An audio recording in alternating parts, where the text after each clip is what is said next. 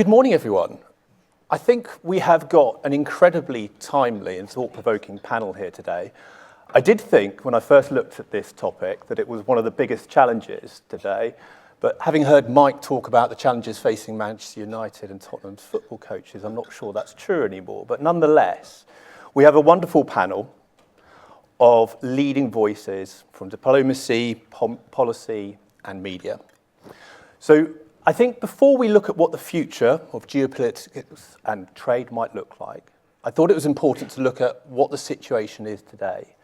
And I might take each of the panelists in turn. Justin, I might ask you about the US, so Sherard, I might ask you about Asia, Anand about Europe, and then Sally, I'm afraid I'm coming to you last with the hardest task of all, looking at what the snapshot looks like worldwide. So Anand, perhaps I could start with you. What is the situation today? What does the world look like in terms of geopolitics, trade from a Europe position?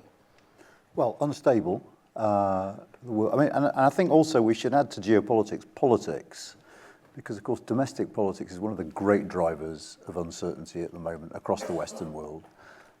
In terms of our relationship with the European Union, as we just heard from the previous session, not much of any note for automotive was achieved in the summit at Lancaster House. And I suspect it's going to be very, very hard to make progress with the European Union going forward, because in all the sort of warm glow of the backslapping and the dear Kears that we saw at Lancaster House, the fact remains that for many in the European Union, A, we're not a priority, and B, they don't particularly want to see Brexit work. That is to say, they're not going to do favours for us to help our economy flourish, because there are good political incentives for them not to. So it's an open question for me whether or not actually the summit was a building block to something bigger in the future, or actually the summit has taken us to somewhere near an equilibrium when it comes to economics that we're not going to shift from very far in the future, in which case businesses are going to have to just get used to living with the constraints that Brexit implies. And it's worth adding one thing about that, is that Brexit hasn't just impacted on our goods trade between the UK and the EU, because one of the things you see very clearly in the data is our goods exports globally have been impacted by Brexit. And part of that is precisely what we heard in the last session, which is if you're building a car and you're sourcing bits from Europe, even if you're selling them ultimately to China, Brexit will impact on that trade because it makes it hard to get those bits in the first place. And you mentioned China there, so Sherard, it seems like a beautiful segue for you. I mean, is there greater opportunities here now if we were looking at the kind of Asian market? We've talked a lot about the European market already, and I know we're going to talk about the US market with Justin shortly. Is there a greater opportunity here in Asia? Well, there's a huge opportunity in China, in India, in the Middle East, across Asia as a whole. I mean, we are at a transition point in human history. We're seeing the relative decline of the United States. Donald Trump and his MAGA followers don't understand that in human history, dynasties rise and fall, empires rise and fall. It's not to say that America isn't going to be great for a very long time in all sorts of ways, but we are seeing the rise of China, the rise of India. I first went to China in 1985 and then went back again various times, but I went back for a big visit with David Cameron in 2012, and I hadn't been since I'd been at the handover of Hong Kong in 1997. And I realized then something that we all in this room, you probably all realize it, but in so many of the technologies of the future, China has overtaken the West. And that's happening, continuing to happen in the automotive industry, in the digitization of society, in high-speed rail. We won't get to net zero without Chinese technology, without Chinese discipline, applied intelligence, and working with China. And at last, since the 4th of July last year, we've got a government in this country that recognizes that. After the clowns who brought us Brexit were trying to smash up the relationship with China, the same characters I don't need to name on the right of the Conservative Party and elsewhere, they've gone. And we've got a government that is adopting the only sensible approach to China, which is to be uncompromising on your genuine national security, And I'm afraid for the Americans, national security is often confused with national superiority. Hence the vandalism they've done to the UK telecoms network by forcing us to exclude Huawei. But we've got a government that believes in protecting national security, sticking up for our values, and engaging where it's in our interest to do so. There are 800 million wealthy people in China, 200 million of them wealthy by Western standards. There are 200,000 Chinese students at British universities, many of them studying STEM subjects. They like British brands. When I go to China with the China-Britain Business Council, we usually ride around in Range Rovers, provided kindly by JLR. But there is a tremendous prestige in China for the great British luxury brands, and great respect for Britain, for our engineering tradition, for our architectural tradition, for our cultural tradition, for our universities.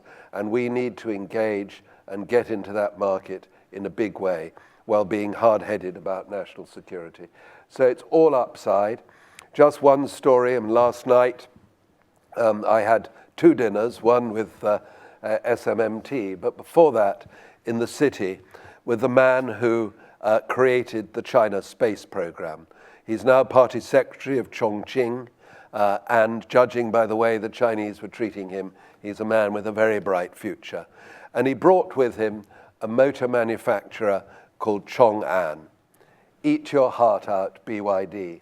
Chong'an are planning 6 assembly facilities across the United Kingdom, doing what General Motors and Ford did in the 30s, what Mrs. Thatcher did so successfully with Nissan and Honda and Toyota in the 1980s. And we need to work with them. Johnny Reynolds recognizes that, the Prime Minister, who'll be visiting China this autumn.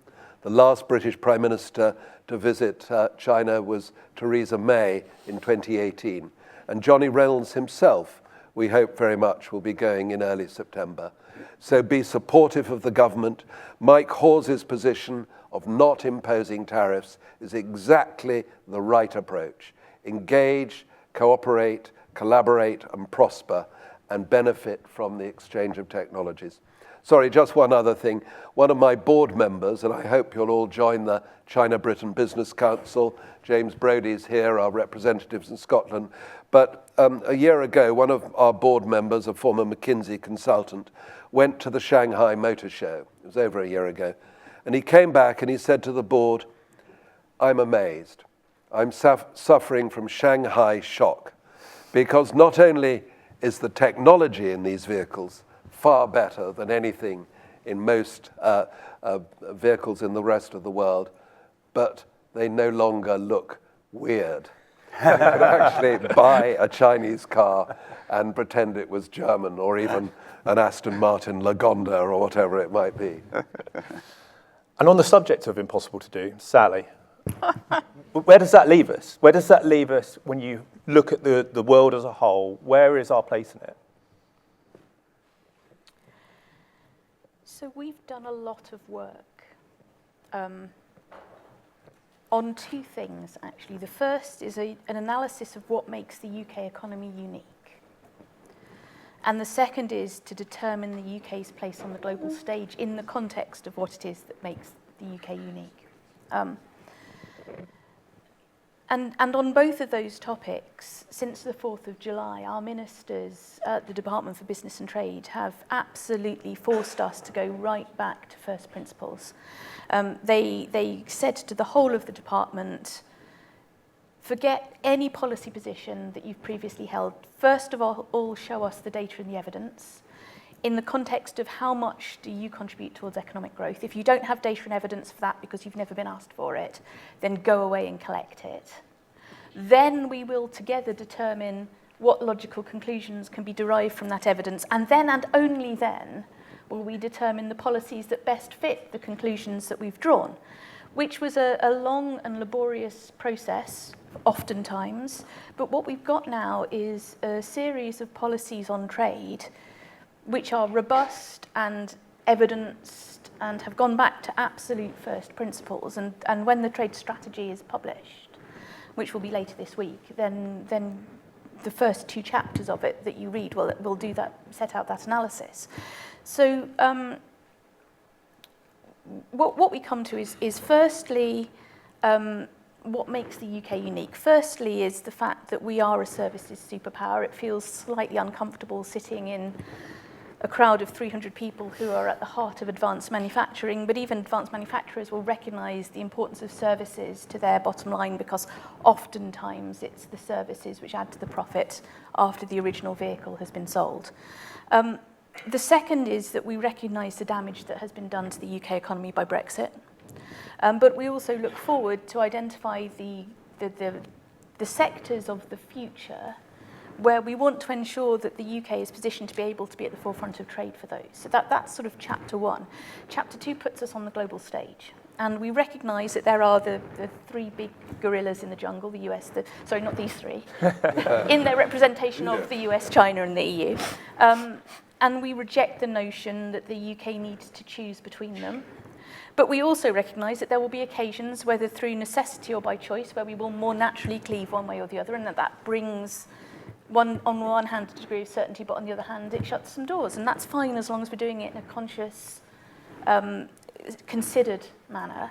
Then you've got the mid-sized economies of like-minded, Japan, Australia, Canada, Mexico, those countries which are going to become increasingly important. Our own internal analysis suggests that by 2040, the big 3 will be less than half of global trade, so we can't overlook those like-minded mid-sized economies. We are one now, so that's fine. And then there's the developing world, which is growing incredibly quickly in a number of different ways. But the final point is, don't overlook the multilateral trading system. The WTO, the World Trade Organization, has had a really bad rap over the past few years. There are things that we can do to support it, to shore it up, which we will be taking forward. But we will be a full-throated voice in support of both the rules-based international system and free, fair and open trade, and that will continue for the foreseeable. So it seems to me what we're looking at is a holistic approach across all of the different major trading entities. And Anand, obviously in the news this week, EU, UK summits happened. What's the next steps? Is there anything that's going to come out of that hasn't already been publicised? What's the future looking like in that space? Well, they've got an awful lot to do because if you're sort of brutal about it and look at the outcome of the summit, the only thing that was actually signed and sealed was a deal on fish. We've got a 12-year agreement to keep current fisheries quotas, which was the one thing that the EU really wanted, which tells you something about the balance of economic power in that relationship. And then a lot of good intentions to sign a deal on agriculture, to sign a deal on emissions trading, to talk about British participation, which will help the car sector in the energy single market. My hunch is all of those things are going to prove quite difficult. European officials talk with gay abandon about the fact that, well, we might have an agricultural deal by sort of autumn 2027. And when you see British officials react to that, it's with horror because they want something quite quickly. But the EU does nothing quickly, particularly trade negotiations. So there's an awful lot of detailed work yet to be done that's going to take up probably the majority of this parliamentary term. So I wouldn't expect much more to be added to the to-do list. The one thing I would say is having an annual summit makes a real difference.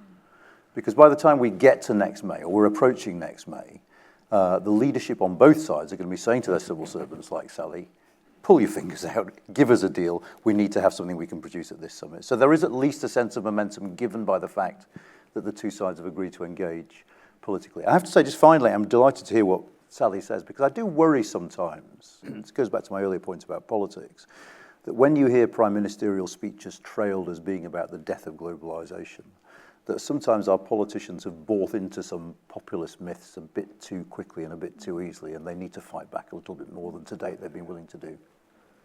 And Sally, what do you see as the next steps from that kind of UK-EU summit? Is there more to come? Is there more in the trade strategy?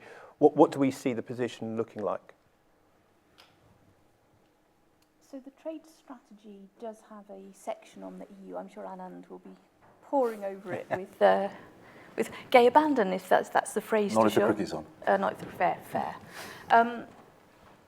But actually, the trade strategy on the whole is actor agnostic, deliberately. And there's really a handful of reasons for that, but the most important is that one of the key features of the trade strategy is we want to be robustly opportunistic, which means not tying our hands to a particular relationship if a particularly attractive opportunity comes to us from elsewhere. So when you read the rest of the trade strategy, then Chapter 3 sets out the trade tools which are at our disposal. And again, for the first time, we've looked to prioritise those rather than just being an FTA factory. We're looking to be much bolder and more ambitious in the trade tools that we use. Chapter 4 looks at business support, which is very practical. This is how things will look and feel different for business as a result of this trade strategy. And then Chapter 5 is the economic security chapter, which is about giving business the confidence that we will promote what we can, but protect what we must against unfair competition as it arises. So those three chapters together, all of them are almost entirely geographically agnostic and sector agnostic because we want to be able to take those robust opportunities when we come across them.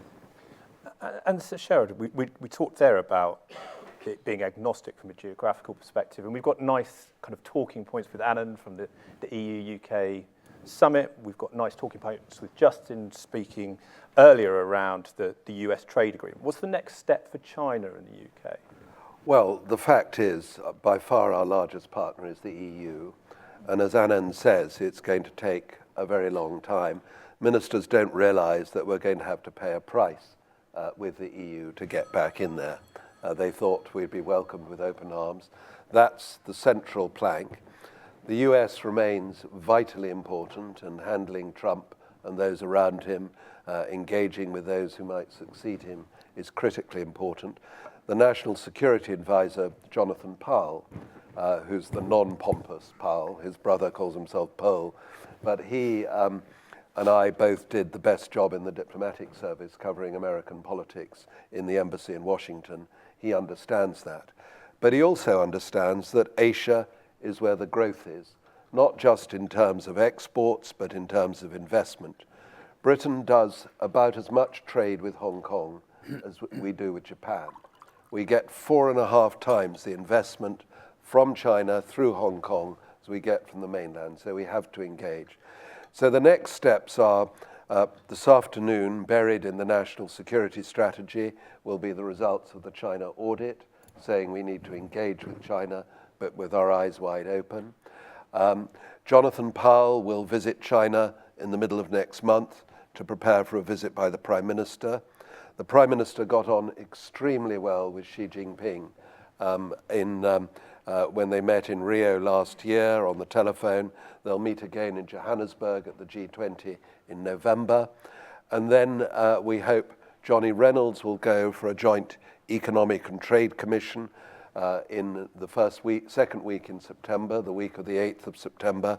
I hope very much that this industry will be represented on that, because we have a lot to offer China, and China has a lot to offer us. There are 40 gigafactories in China for batteries, only one in the UK. And we know through the CBBC that Chinese investors, partly because of Trump, partly because they like the UK, are looking for partners here. So get in touch, come to China, look around, because there are big opportunities. Then we hope the Prime Minister will go. Because of all of this, and we've got a really excellent Chinese ambassador in London, who's very low-key, very sensible, and a new British ambassador is going out in September. But because of all of this, we're in a very, very strong position to exploit that relationship, and it goes beyond China, China plus one. I'll just tell one story, well, two stories, slightly sort of name-dropping, but at the end of March, I was invited to the meeting Xi Jinping had with global CEOs. I'm not a global CEO, but I was there because of the work CBBC has done for this relationship. And Xi Jinping was reading out an incredibly boring speaking note that had been written for him by his officials. And I'd only met him once before with Cameron. Suddenly, this wasn't the Xi Jinping I thought I knew. He threw down his speaking note. he put out his arms like this, and he said, "From the bottom of my heart, I thank all you foreign companies for all you've done for China. China would not be where she is today without you." And he meant it. They realized, the man I had my first dinner with last night, who created the China space program, wants to engage with Britain. He wants Chang'an to come here. And then just in a minor key, showing how politics matters, a few months earlier, I took someone called Neil Willis of Cranswick Foods to see the Chinese Premier, Li Qiang. Neil Willis, he won't mind me saying this, looks like a farmer from Yorkshire. Very red face, very hairy coat.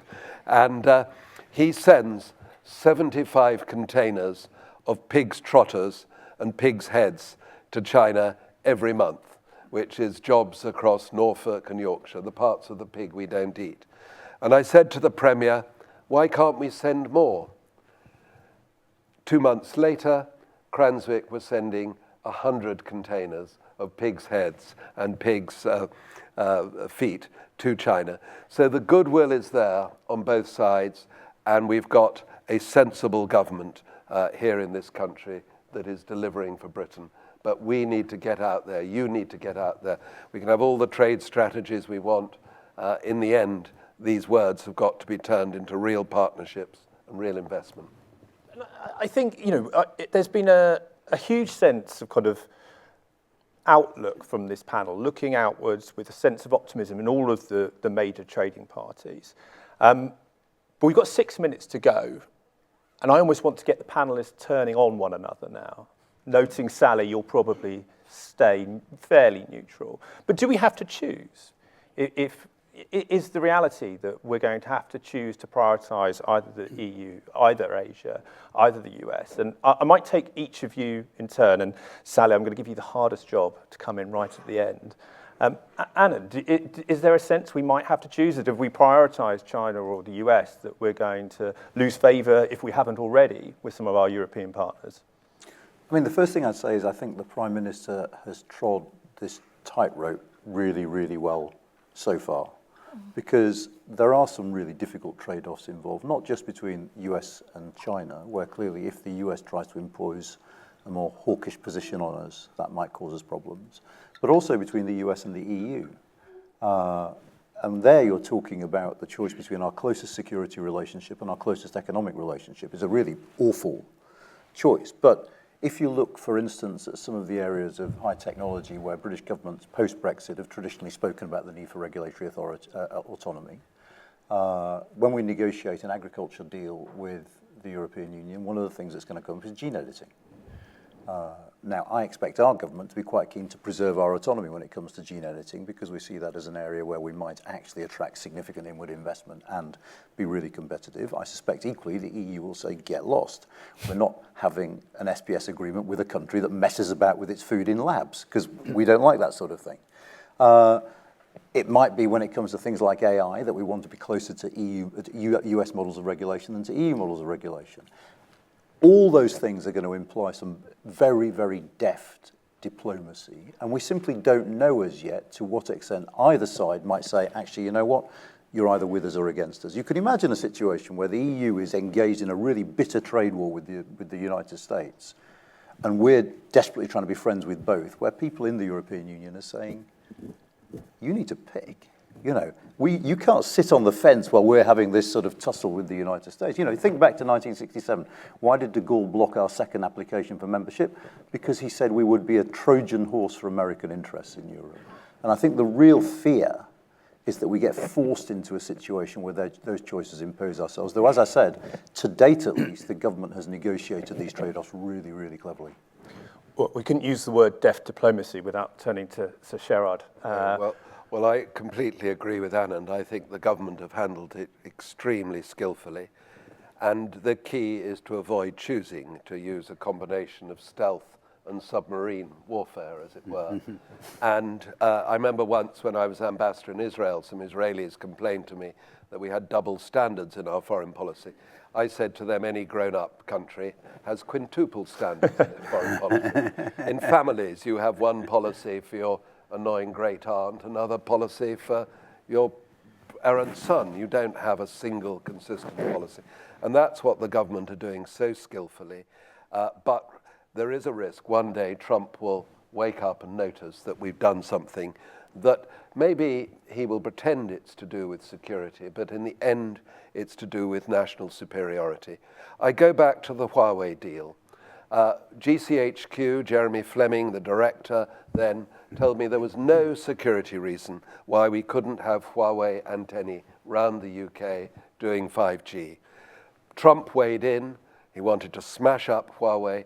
It cost Vodafone and BT £10 billion and a 3-year delay in the rollout of 5G, and it got nothing to do with national security.